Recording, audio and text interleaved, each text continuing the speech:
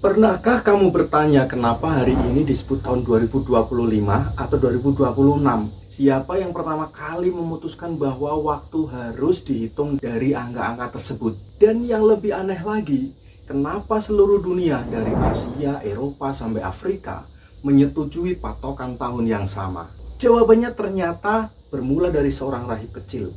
Sebuah perhitungan yang keliru dan seluruh keputusan yang mengubah sejarah umat manusia.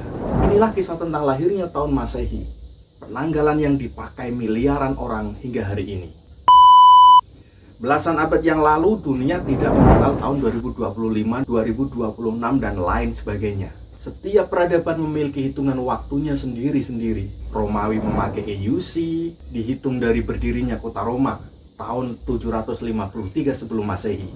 Mesir menggunakan hitungan berdasarkan raja-raja yang berkuasa. Persia, Cina punya sistemnya masing-masing.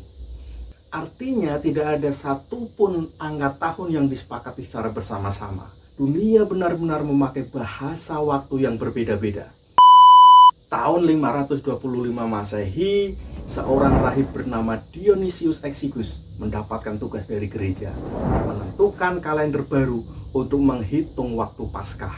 Pada masa itu Romawi masih memakai kalender Julian, tetapi banyak kekacauan perhitungan. Dionysius ingin membuat sistem yang lebih mudah dan jelas. Ia lalu bertanya, bagaimana jika kita memulai hitungan tahun dari momen paling penting dalam kekristenan, yaitu kelahiran Yesus Kristus. Dan dari sinilah muncul istilah Anno Domini atau tahun Tuhan, dan ada istilah Before Christ atau sebelum Kristus. Di Indonesia kemudian menjadi Masehi dan sebelum Masehi.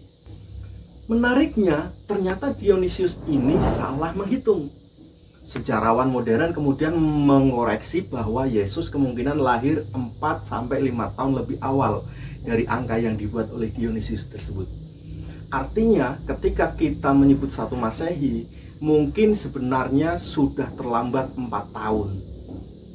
Namun meski salah hitung, sistem ini tetap digunakan sebagai standar, bahkan sampai hari ini. Sistem ini awalnya hanya dipakai di gereja saja, lalu dipakai seluruh kekaisaran Romawi, kemudian menyebar seiring ekspansi bangsa-bangsa Eropa. Puncaknya terjadi tahun 1582 ketika Paus Gregorius XIII memperbaiki kalender Julian menjadi kalender Gregorian untuk menyesuaikan akurasi pergerakan bumi.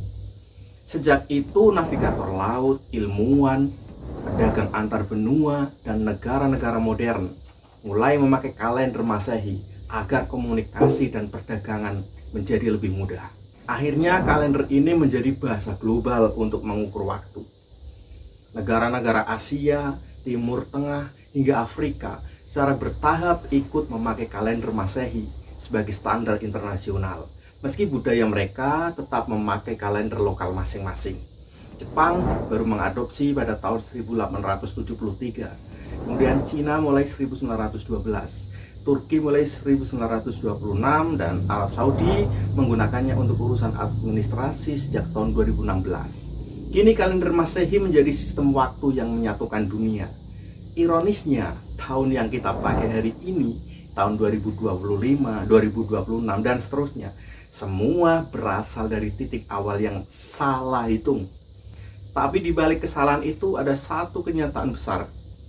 Kita membutuhkan satu bahasa bersama untuk mengukur waktu, dan tahun Masehi menjadi jawabannya. Jika kamu ingin tahu cerita-cerita lain, silahkan like dan subscribe dan tulis di kolom komentar.